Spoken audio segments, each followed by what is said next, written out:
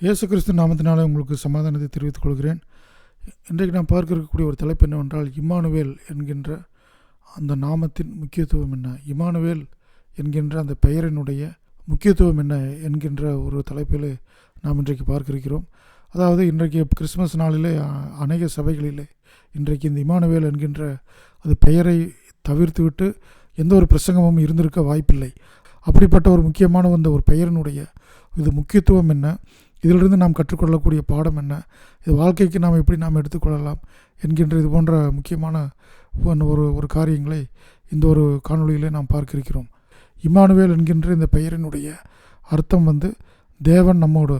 Emmanuel என்கின்ற அந்த பெயரானது முதலில் ஏசாயா தீர்க்கதரிசியின் புஸ்தகம் 7ஆம் அதிகாரம் 14ஆம் வசனத்திலே தீர்க்க தரிசனமாக ஏசாயா குறிப்பிடுகிறார். அதாவது இயேசு பிறப்பதற்கு இது முன்பாக சுமார் 850 ஆண்டுகளுக்கு அது முன்பாக ஏசாயா தீர்க்கதரிசி இந்த ஒரு தீர்க்கதரிசன வசனத்தை அங்கே எழுதுகிறார்.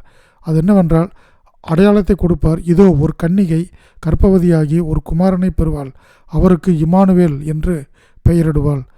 அந்த ஒரு தீர்க்க தரிசன வசனமானது அது மத்தேயு 1ஆம் அதிகாரம் 23ஆம் வசனத்திலே, இதோ ஒரு கன்னிகை கர்ப்பவதியாகி ஒரு குமாரனை பெறுவாள், அவருக்கு இம்மானுவேல் என்று பெயரிடுவார்கள் என்று சொன்னான்.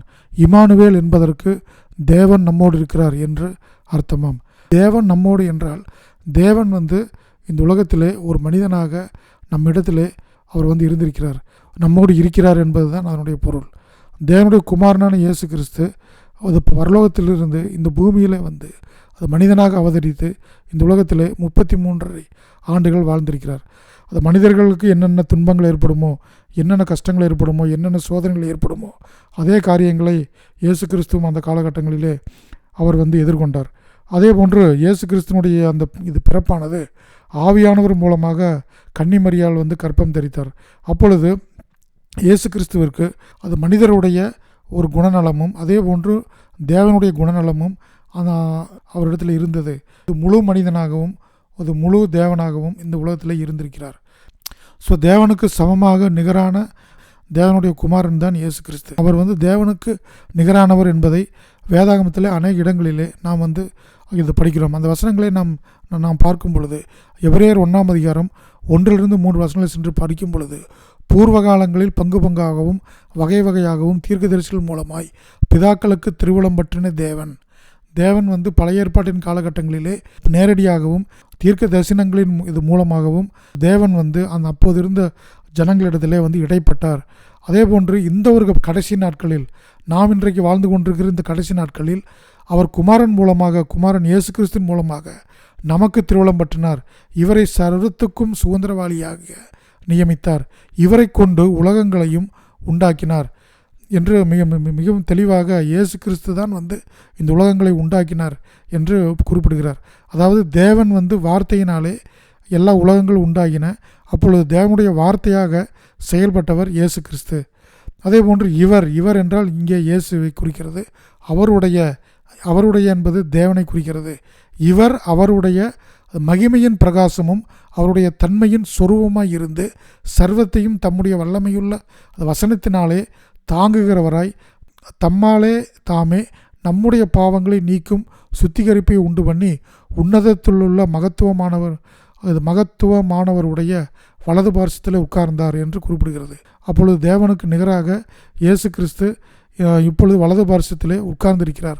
தேவன் இயேசு கிறிஸ்துவின் மூலமாக இந்த கடைசி நாட்களிலே வாழ்ந்து கொண்டிருக்கிற நமக்கு அவர் எல்லா விதமான காரியங்களையும் ஏற்கனவே சொல்லிவிட்டார் என்று இங்கே குறிப்பிடுகிறது. அவர் சொன்ன வார்த்தைகள் இன்றைக்கு நம்ம இடத்திலே வேதாகமமாக இன்றைக்கு நம்முடைய கைகளிலே இருக்கிறது. இந்த உலகத்திலே அநேக போதகர்கள் தன்னை தீர்க்கதரிசிகள் என்று சொல்லி கொண்டிருக்கிறார்கள். அவர்கள் சொல்லக்கூடிய தீர்க்க தரிசனம் எல்லாமே பொய் என்பது இந்த ஒரு வசனத்தின் மூலம் நிரூபணமாகிறது. காரணம் என்னவென்றால், தேவன் இயேசு கிறிஸ்துவை கொண்டு எல்லா தீர்க்க தரிசனத்தையும் நமக்கு எல்லாவற்றையும் குமாரன் மூலமாக நமக்கு எல்லாவற்றையும் சொல்லிவிட்டார் என்பதை இங்கே குறிப்பிடுகிறார். அதே போன்று யோவான் 1ஆம் அதிகாரம் 1லிருந்து 3 வசனங்களில் சென்று படிக்கும் பொழுது, ஆதியிலே வார்த்தை இருந்தது, அந்த வார்த்தை தேவனிடத்தில் இருந்தது, அந்த வார்த்தை தேவனாய் இருந்தது என்று குறிப்பிடுகிறார். அப்பொழுது ஆதியிலே இருந்த வார்த்தை, தேவனிடத்தில் இருந்த வார்த்தை என்றால் இயேசு கிறிஸ்து.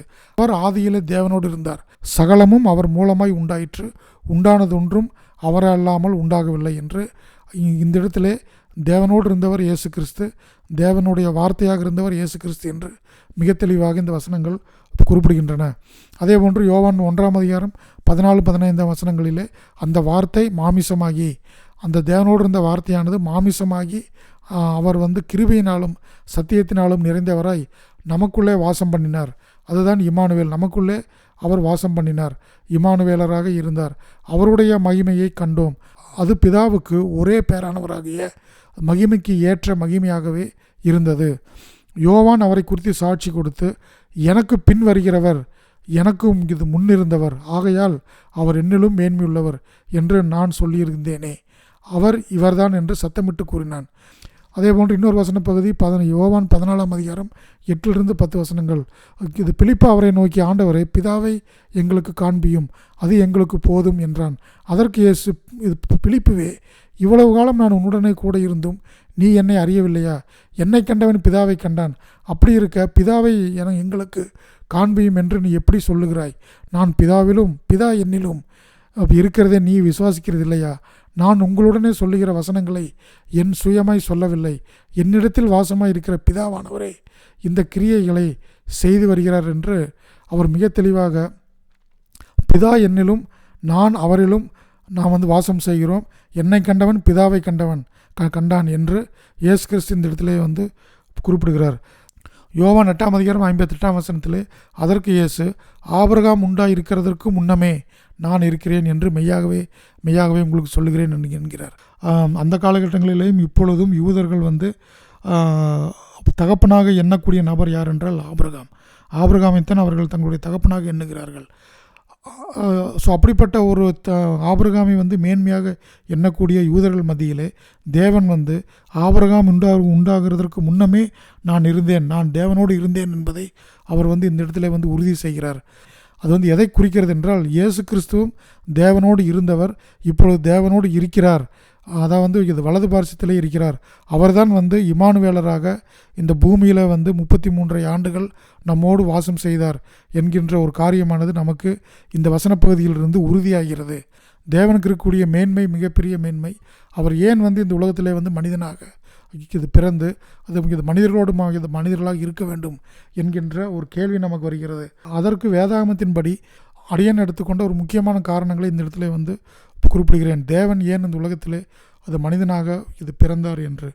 அதற்கு ஒரு காரணம் என்னவென்றால், நம்மை தேவனிடத்தில் ஒப்புரவாக்க இயேசு கிறிஸ்து, தேவனோடு இருந்த இயேசு கிறிஸ்து, தேவனுடைய குமாரன் நம்மிடத்திலே மனிதனாக இந்த உலகத்தில் இது பிறந்தார் என்று 2 கொரிந்தியர் 5:18-19 வசனங்கள் குறிப்பிடுகின்றன. அப்புறம் ஏன் நம்மை இயேசு கிறிஸ்து தேவனிடத்தில் ஒப்புரவாக்க வேண்டும் என்கின்ற ஒரு கேள்வி வருகிறது. அதாவது ஆதியாகமத்திலே நாம் சென்று பார்க்கும் பொழுது, ஏதேன் தோட்டத்திலே ஆதாம் ஏவாள் இருவரும் செய்த அந்த பாவத்தின் காரணமாக தேவனுக்கும் நமக்கும் இருந்த அந்த உறவில் மிகப்பெரிய ஒரு விரிசல் ஏற்பட்டு விட்டது. அதன் காரணமாக தேவன் அவர்களை அந்த ஏதேன் தோட்டத்திலிருந்து துரத்தி விடுகிறார். ஆதியாகமம் 3:15 வசனத்திலே தன்னுடைய குமாரனான இயேசு கிறிஸ்துவை இந்த உலகத்தில் அவர் அவதரிப்பார் என்கின்ற அந்த தீர்க்க தரிசனமாக அந்த வசனத்தை ஆதியாகமம் 3:15 வசனத்திலேயே தேவன் குறிப்பிட்டு விட்டார்.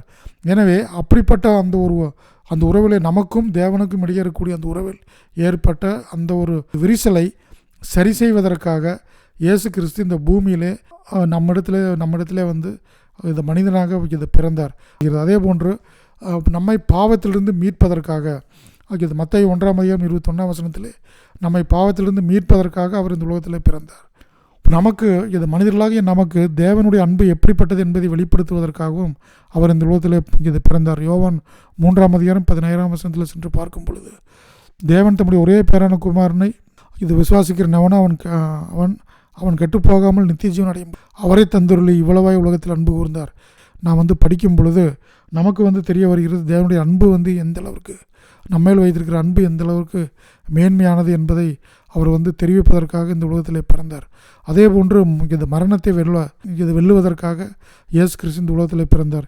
ஏன் அவர் இது மரணத்தை வெல்ல வேண்டும் என்றால் நாம் வந்து இந்த ஏதேன் தோட்டத்தில் இருக்கும் பொழுது ஆதாம் ஏவாள் செய்த பாவத்தின் காரணமாக நாம் பிசாசுக்கு அடிமையாகிவிட்டோம். அப்படி பிசாசுக்கு அடிமையாகி பாவத்தின் சம்பளம் அது மரணம் என்கின்ற அந்த மரணத்தை இந்த உலகத்தில் நாம் ஆதாம் ஏவாள் இருவரும் கொண்டு வந்து விட்டார்கள். அப்படிப்பட்ட இந்த 3 காரியங்கள், அதாவது சாத்தானுடைய காரியங்கள், அதனால் வரக்கூடிய பாவத்தின் சம்பளம் இது மரணம், இந்த 3 காரியங்களை ஜெயிப்பதற்காக இயேசு கிறிஸ்து இந்த உலகத்தில் அவதரித்து அவர் சிலுவையிலே அறையுண்டு அவர் அடக்கம் செய்யப்பட்டு 3ஆம் நாளில் உயிர் தெழுந்து இது 3 காரியங்களையும் அவர் ஜெயித்தார்.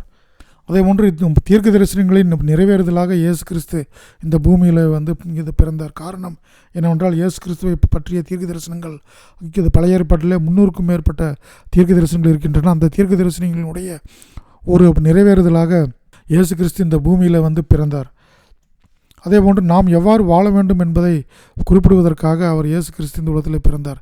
நான் ஏற்கனவே சொன்னது போல் இந்த பூமியானது சாத்தானுக்கு அடிமையாகி இந்த பூமியானது பாவத்தால் நிறைந்த பூமி. இந்த பாவத்தால் நிறைந்த ஒரு பூமியிலே பாவம் இல்லாமல் எப்படி வாழ வேண்டும் என்பதை இயேசு கிறிஸ்து நமக்கு அதை ஒரு முன்மாதிரியாக நமக்கு காண்பித்து சென்றிருக்கிறார். அதே போன்று தேவனுடைய ராஜ்யமான சபையை ஸ்தாபிப்பதற்காக இயேசு கிறிஸ்து இந்த பூமியில் வந்தார். இந்த பரலோக ராஜ்யத்தினுடைய ஒரு மாதிரி தான் அது பூமியில் இருக்கக்கூடிய சபை. அந்த சபையை ஸ்தாபிப்பதற்கு இயேசு கிறிஸ்து பூமியில் அவர் பரலோகத்திலிருந்து அவர் கீழிறங்கி இந்த பூமியில் அவர் வாழ்ந்து அந்த சபையை ஸ்தாபித்தார். மார்க் 1:15. அதே போன்று நமக்கு ஒரு நித்திய வாழ்வை கொடுப்பதற்காக இந்த பூமிக்கு வந்தார். அதே போன்று தேவனுக்கும் நமக்கும் இடையே ஒரு மத்தியஸ்தராக இருப்பதற்காக அவர் இந்த பூமிக்கு வந்தார். அந்த யோபு கதையை நீங்கள் படிக்கும் பொழுது யோபு நான் தேவனிடத்தில் சென்று என்னுடைய துன்பத்தை எனக்கு ஏற்பட்ட இந்த சஞ்சலத்தை என்னால் சொல்வதற்கு ஒரு மத்தியஸ்தர் இருந்தால் நன்றாக இருக்கும் என்று அவர் குறிப்பிடுகிறார். 1 தீமோத்தேயு 2ஆம் அதிகாரம் 5ஆம் வசனத்திலே அப்படிப்பட்ட ஒரு மத்தியஸ்தர் தான் இயேசு கிறிஸ்து என்று குறிப்பிடுகிறார். இயேசு கிறிஸ்து இந்த பூமியில் மனிதனாக பிறந்து நாம் என்னென்ன கஷ்டங்கள் எல்லாம் நாம் எதிர்கொள்கிறோமோ அந்த கஷ்டங்கள் எல்லாம் அவர் பட்டு அவர் இன்றைக்கு அவர் தேவனிடத்தில் சென்று அவர் வலது பாரசில் உட்கார்ந்திருக்கிறார். அப்போது நமக்கு இருக்கக்கூடிய கஷ்டங்களை சொல்வதற்கும் நமக்கு இருக்கக்கூடிய கஷ்டங்களை சொல்வதன் மூலமாக அந்த கஷ்டங்களை எடுத்து சென்று தேவனிடத்தில் சொல்வதற்கும் ஒரு மத்தியஸ்தராக இயேசு கிறிஸ்து நமக்கும் தேவனுக்கும் இடையே இருக்கிறார். ஸோ இயேசு கிறிஸ்துவின் இது மூலமாக தேவனுக்கும் இடையே இருக்கக்கூடிய அந்த உறவானது சரி செய்யப்பட்டு இன்றைக்கு நாம் அப்பா பிதாவே என்று கூப்பிடக்கூடிய புத்திர சுவீகாரத்தை நாம் இயேசு கிறிஸ்துவின் இது மூலமாக நாம் பெற்றிருக்கிறோம். இதுதான் நமக்கு இந்த உலகத்தில் கிடைத்த ஒரு மிகப்பெரிய ஆசீர்வாதம், மிக மேன்மையான ஆசீர்வாதம், ஒரு நிலையான நித்தியமான ஆசீர்வாதம். எது என்றால் நமக்கும் தேவனுக்கும் இடையே இருக்கக்கூடிய அந்த உறவை சரி செய்து இன்றைக்கு இயேசு கிறிஸ்து நமக்கு அப்பா பிதாவை என்று கூப்பிடக்கூடிய ஒரு புத்திர சுவீகாரத்தை வாங்கி கொடுத்திருக்கிறார். இப்பொழுது இதுவரைக்கும் நாம் பார்த்தது இயேசு கிறிஸ்து தேவனோடு இருந்தார், தேவனுக்கு சமமானவர். ஏன் இந்த இயேசு கிறிஸ்து இந்த உலகத்தில் பிறக்க வேண்டும் என்பதை பார்த்தோம். இப்பொழுது இயேசு கிறிஸ்து இந்த உலகத்தில் இந்த பூமியில் பிறந்து இந்த உலகத்தில் இருக்கக்கூடிய மனிதர்களாக வாழ்ந்தார். அதை குறிக்கக்கூடிய ஒரு பெயர் தான் இம்மானுவேல் என்கின்ற இந்த பெயர்.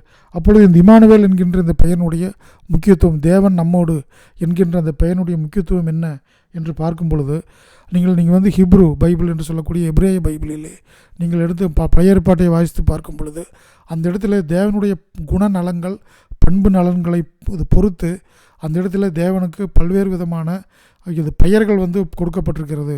ஒவ்வொரு பெயரும் தேவனுடைய குணநலன்களை பண்புகளை குறிக்கக்கூடியதாக அமைகிறது. வேதாகமத்தில் குறிப்பிடப்பட்டுள்ள தேவனுடைய நாமங்கள் அல்லது பெயர்கள் மற்றும் அதனுடைய அனைத்து பண்புகளையும் உள்ளடக்கியதாக இம்மானுவேல் என்கின்ற ஒரு பெயர் அமைகிறது. காரணம், தேவன் மனிதனாக இந்த உலகத்திலே இயேசு கிறிஸ்துவாக இந்த உலகத்தில் பிறந்தார்.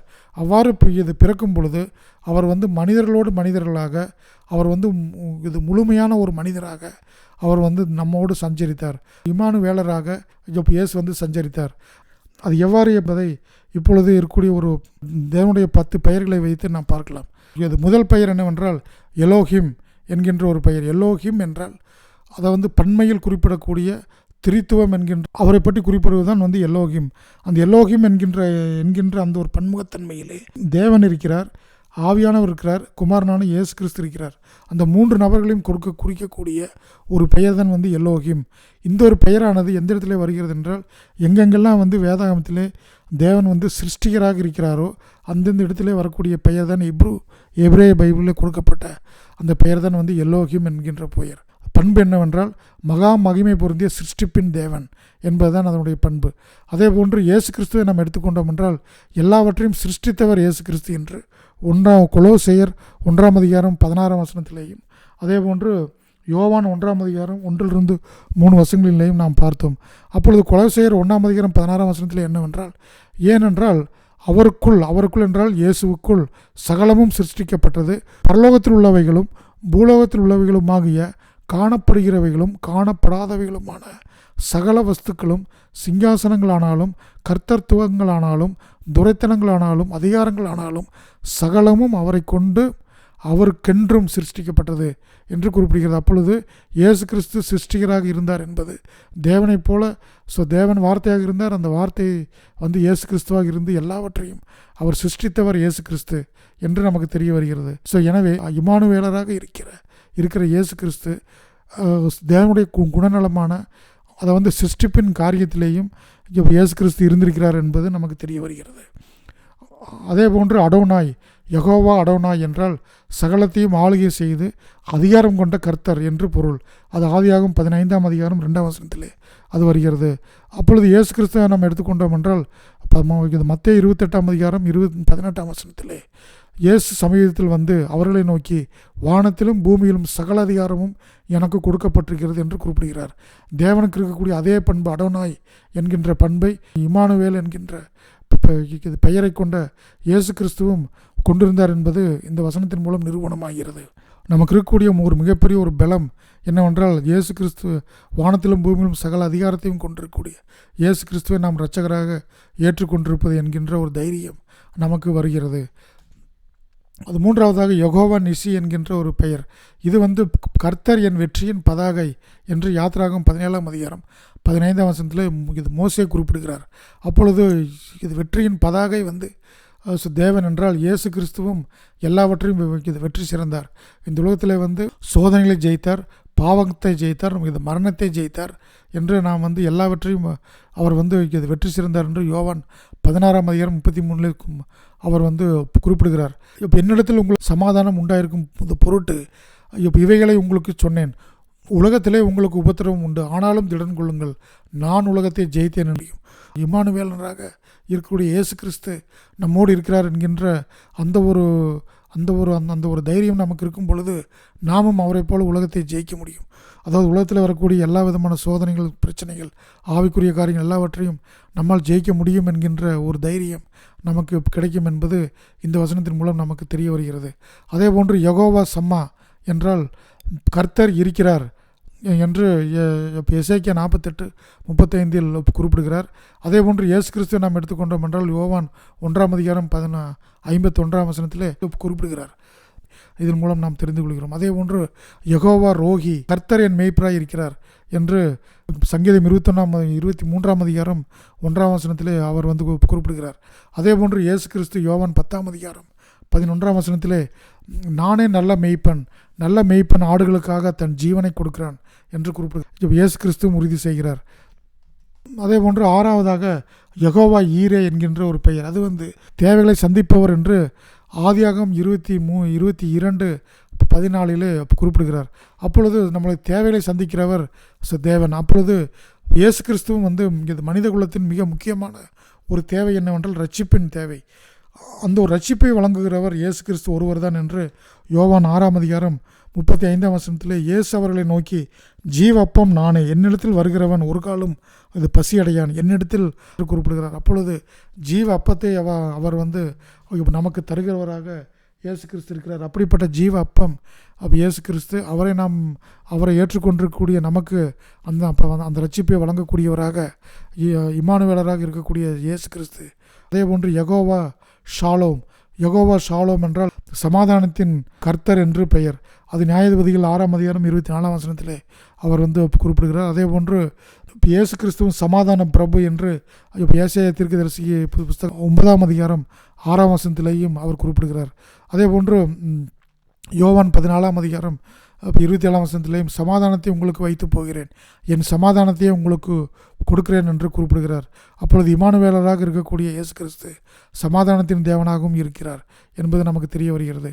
அதே போன்று யெகோவா ராஃபா என்கின்ற ஒரு பெயர், அது கர்த்தர் சரீர மற்றும் ஆவிக்குரிய காயங்களை தேவன் குணமாக்குகிறார் என்று யாத்திராகமம் 16ஆம் அதிகாரம் 26ஆம் வசனத்திலே மோசே குறிப்பிடுகிறார்.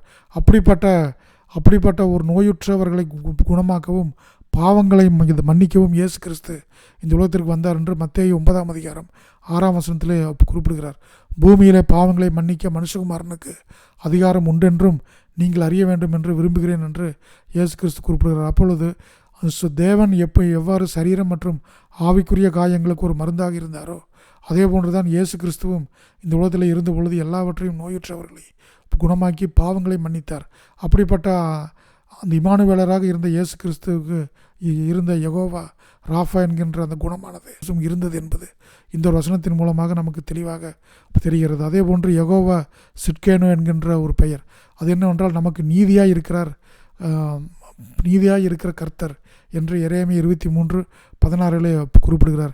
அதே போன்று இயேசு கிறிஸ்துவும் நீதி உள்ளவர் என்று 2 கொரிந்தியர் 5ஆம் அதிகாரம் 22-21ஆம் வசனத்திலே நாம் அவருக்குள் தேவனுடைய நீதியாகும்படிக்கு பாவமில்லாதவனை தேவன் நமக்காக பாவமாக்கினார் என்று அந்த இடத்துல குறிப்பிடுகிறார். நீதியுள்ளவர் தேவன், அந்த நீதியை அவர் சரி செய்கிறவர், அதை நிறைவேற்றுகிறவர் இயேசு கிறிஸ்துவாக இந்த உலகத்தில் பிறந்தார் என்று நம்மால் பார்க்க முடிகிறது. அப்பொழுது அதே போன்று 10வதாக யெகோவா எல்சடா என்கின்ற ஒரு பெயர், இது சர்வ வல்லமையுள்ள கர்த்தர் என்று ஆதியாகமம் 17ஆம் அதிகாரம் 1ஆம் வசனத்திலே குறிப்பிடுகிறார். அப்பொழுது இயேசு கிறிஸ்துவும் சர்வ வல்லமையுள்ள கர்த்தர் என்று இது வெளிப்படுத்தின விசேஷம் 1ஆம் அதிகாரம் 8ஆம் வசனத்திலே குறிப்பிடுகிறார். இருக்கிறவராகவும் இருந்தவரும் வருகிறவருமாகிய, அதாவது இயேசு கிறிஸ்து கர்த்தர் நேற்றும் என்றும் மாறாதவர் என்று குறிப்பிடுவது போல் இந்த இடத்துல இருக்கிறவரும் இருந்தவரும் வருகிறவருமாகிய சர்வ வல்லமையுள்ள கர்த்தர் ஆல்பாவும் ஒமேகாவும் ஆதியும் அந்தமுமாய் இருக்கிறேன் என்று திருவுளம் பற்றுகிறார் என்று இது வெளிப்படுத்தின விசேஷத்தில் இயேசு கிறிஸ்துவனுடைய வெளிப்பாட்டை அந்த அதிகாரமான அந்த புத்தகமானது குறிப்பிடுகிறது. இப்பொழுது பார்த்த இந்த 10 விதமான தேவனுடைய குணநலன்களை, பண்பு நலன்களை கொண்ட ஒரே நபராக இயேசு கிறிஸ்து இருந்தார் என்று நம்மால் பார்க்க முடிகிறது. அப்பொழுது இயேசு கிறிஸ்துவுக்கு இருந்த அந்த ஒரு பெயர் இம்மானுவேலர். அப்பொழுது இந்த இம்மானுவேல் என்கின்ற பெயரினுள் இந்த எல்லா விதமான தேவனுடைய பண்புகள், குணநலன்கள், இது பெயர்கள் எல்லாமே அடங்கியிருக்கின்றன என்று பார்க்கும் பொழுது ஆச்சரியமான ஒன்றாக இருக்கிறது. ஏனென்றால் நாம் அப்பொழுது இது பழைய ஏற்பாட்டில் இருக்கக்கூடிய தேவனுடைய எல்லா விதமான இது பெயர்களையும் குணநலன்களையும் நாம் அந்த பெயர்கள், இப்ரு பெயர்களை நாம் ஞாபகம் வைக்க வேண்டுமா என்றால் புதிய ஏற்பாட்டின் காலகட்டத்தில் ஞாபகம் வைக்கலாம். நாம் வைக்காமல் இருந்தாலும் அதில் தவறில்லை. ஏனென்றால் நமக்கு முக்கியம் என்னவென்றால் இம்மானுவேல் என்கின்ற அந்த ஒரு பெயரை மட்டும் நாம் ஞாபகம் வைத்து கொண்டால், இம்மானுவேல் என்கின்ற அந்த ஒரு இம்மானுவேலராக இருக்கிற இயேசு கிறிஸ்து எல்லா தேவனுடைய எல்லா குணநலன்களையும் இது பெற்று இந்த உலகத்திலே நம்மோடு வாழ்ந்திருக்கிறார் என்று நமக்கு தெரிய வருகிறது. எனவே நாம் இந்த இம்மானுவேல் என்கின்ற அந்த ஒரு பெயரிலே எல்லா விதமான காரியங்களும் அதாவது அடங்கியிருக்கின்றன. அதே போன்று இயேசு கிறிஸ்துவை நாம் எடுத்துக்கொண்டோம் என்றால், இயேசு கிறிஸ்து இந்த உலகத்திலே தேவனுடைய குமாரனாக ஆவியின் மூலமாக, ஆவியானவர் மூலமாக கன்னிமரியாளின் இடத்திலே கற்பம் தரித்து அவர் இந்த உலகத்தில் பிறந்தார். அவ்வாறு இது பிறக்கும் பொழுது அவர் இது முழு மனிதனாகவும், அது மனிதனுக்குண்டான அந்த ஒரு குணநலங்களையும், அதே போன்று தேவனுக்குண்டான எல்லா விதமான குணநலங்களையும் கொண்டவராக இருந்தார். அது எவ்வாறு என்று நாம் பார்க்கும் பொழுது அவருக்கு மிகவும் பசியாக இருக்கிறது. அப்பொழுது ஒரு காட்டு அத்தி மரத்தை பார்த்து, அதாவது இப்போ இது பழங்கள் இருக்கிறதா என்று அந்த மரத்தை நோக்கி பார்க்கிறார். அந்த மரத்தில் எந்த ஒரு பழமும் இல்லை. எனவே அந்த ஒரு நிமிஷத்திலே அந்த இடத்துல இயேசு கிறிஸ்து ஒரு முழு மனிதராக இருக்கிறார். அப்பொழுது அதே இயேசு கிறிஸ்து உடனே அந்த காட்டத்தி மரத்தை பார்த்து சபிக்கிறார். அவ்வளவு பெரிய காட்டத்தி மரமானது அது பட்டு போகிறது. அந்த நிமிஷத்திலே அவர் தேவனாக இருக்கிறார். அதே போன்று ஒரு நேரத்தில் அவர் பசியாக இருக்கும் பொழுது அவர் வந்து மனிதராக இருக்கிறார். அதே போன்று இன்னொரு நேரத்தில் வந்து பார்க்கும் பொழுது, அதாவது 2 மீன்கள் 5 அப்பங்களை வைத்து 5000 பேர்களுக்கு அவர்களுக்கு வந்து உணவளித்தார் என்று பார்க்கும்பொழுது அந்த இடத்துல அவர் தேவனாக இருக்கிறார். இயேசு கிறிஸ்துனுடைய தெரிந்த ஒரு நபரான லாசரு, அவர் வந்து இறந்து 4 நாட்கள் ஆகின்றன. அவ்வாறு இறந்து விட்டார், லாசரு இறந்து விட்டார் என்று கேள்விப்பட்டவுடன் அவர் வந்து மனம் கசந்து அவர் அந்த இடத்திற்கு வருகிறார். அந்த இடத்துல வந்து எல்லோரும் அழுகிறதை கண்டு அவர் துக்கித்து கொண்டிருக்கிற நபர்களோடு சேர்ந்து அவர் வந்து என்ன செய்கிறார் என்றால் அவர் கண்ணீர் விடுகிறார். அவர் கண்ணீர் விடும் பொழுது அந்த இடத்துல வந்து ஒரு முழு மனிதராக இருக்கிறார். அதே இயேசு கிறிஸ்து லாசருவை எழுந்து வெளியே வா என்று அவர் வந்து குறிப்பிடும் பொழுது, லாசரு 4 நாட்கள் இது மரணித்து இது பிணமாக உள்ளே அடக்கம் செய்யப்பட்ட அந்த லாசரு அவன் வந்து உயிரோடு எழுந்து வந்தார். அந்த நிமிஷத்தில் அவர் வந்து தேவனாக இருக்கிறார், ஒரு முழு தேவனுக்குரிய பண்பில் இருக்கிறார். அதே போன்று இயேசு கிறிஸ்து என் தேவனே என் தேவனே ஏன் என்னை கைவிட்டீர் என்று அவர் வந்து சிலுவையில் தொங்கிக் கொண்டு அவர் வந்து அழுகும் பொழுது அந்த இடத்துல அவர் வந்து இது முழுமையான ஒரு மனிதராக, தேவனால் கைவிடப்பட்டவராக அவர் அந்த இடத்துல அவர் வந்து உயிரை விடுகிறார். அவர் வந்து சிலுவையில் தொங்கிக் கொண்டிருக்கிறார். அந்த நிமிஷத்தில் அவர் வந்து ஒரு முழு மனிதராக இருக்கிறார். அதே போன்று அவரை வந்து அடக்கம் செய்து அவர் வந்து 3ஆம் நாளில் உயிர் தெழுகிறார். அந்த இடத்துல அவர் வந்து தேவனாக இருக்கிறார் என்று பார்க்கும்பொழுது இவ்வாறு இயேசு கிறிஸ்து அவர் இந்த உலகத்திலே ஒரு முழு மனிதராக, அது மனுஷகுமாரனாக இருக்கிறார். அதே போன்று தேவனுடைய குமாரனாக ஒரு முழு தேவனாகவும் அந்த இடத்துல இருந்தார் என்று நம்மால் வந்து பார்க்க முடிகிறது. இது வேதாகமத்தில் பல இடங்களில் வந்து மனுஷகுமாரன் என்று குறிப்பிடுகிறது, அதே போன்று தேவனுடைய குமாரன் என்று குறிப்பிடுகிறது. எனவே இப்படி இந்த உலகத்திலே அவர் வந்து மனிதராக இருந்த பொழுது அவர் நமக்கு ஏற்பட்ட எல்லா விதமான சோதனைகளில் அவர் ஏற்றுக்கொண்டு, சோதனைகளை அவர் கடந்து, நம்முடைய கஷ்டங்களெல்லாம் அவர் தெரிந்து, அவர் வந்து இப்பொழுது தேவனிடத்தில் சென்று வலது பரிசிலே நமக்காக இந்த பரிந்து பேசக்கூடிய ஒரு மத்தியஸ்தராக இருக்கிறார். அதன் காரணமாகத்தான் நாம் வந்து ஜெபிக்கும் பொழுது, ஒவ்வொரு நாளும் நாம் தேவனிடத்தில் ஜெபிக்கும் பொழுது இயேசுவின் நாமத்தில் என்று ஜெபித்து நம்மளுடைய ஜெபத்தை வந்து இது முடிக்கிறோம். நமக்கு இருக்கக்கூடிய கஷ்டங்கள் இம்மானுவேலராக இந்த உலகத்தில் இருந்து வாழ்ந்தவர்களிடத்திலே நமக்கு இருக்கக்கூடிய கஷ்டங்களை சொல்லும் பொழுது அவர் கண்டிப்பாக அதை வந்து இது புரிந்து கொள்வார். அதற்குண்டான போக்கையும் அதற்குண்டான ஒரு சொல்யூஷனையும் அவர் வந்து ஒரு தீர்வையும் தரக்கூடிய ஒரே மத்தியஸ்தராக இருக்கக்கூடிய இயேசு கிறிஸ்து இன்றைக்கு வலது பாரசத்திலே அவர் வந்து தேவனோடு வீற்றிருக்கிறார் என்பது மிகவும் ஒரு முக்கியமான ஒன்று. ஸோ எனவே தான் நாம் என்ன செய்ய வேண்டும் என்றால், இம்மானுவேல் என்கின்ற நாமத்தை நாம் நம்முடைய இருதயத்திலே நாம் வந்து எழுதி கொள்ள வேண்டும். அதே போன்று இம்மானுவேல் என்ற நாமத்தை நம்முடைய இருதயத்தில் எழுதி கொண்டு அதன் மூலமாக நம்முடைய வாழ்க்கையிலே நம்மளுடைய செயல்பாடுகளின் மூலமாக நாம் அந்த இம்மானுவேலரை நாம் வந்து நம்ம மூலமாக நாம் வந்து பிரதிபலிக்க வேண்டும், மற்றவர்களுக்கு வெளிப்படுத்த வேண்டும். அதே போன்று அதை மட்டும் இல்லாமல் அந்த இம்மானுவேல் என்ற நாமத்தை நாம் சகல சிருஷ்டிக்கும் நாம் வந்து இந்த உலகத்தில் இருக்கும் வரை நாம் வந்து பகிர வேண்டும், அவரை பற்றி நாம் சொல்ல வேண்டும் என்பதுதான் நாம் இந்த காணொளியில் கற்றுக்கொண்ட ஒரு முக்கியமான ஒரு பாடம்.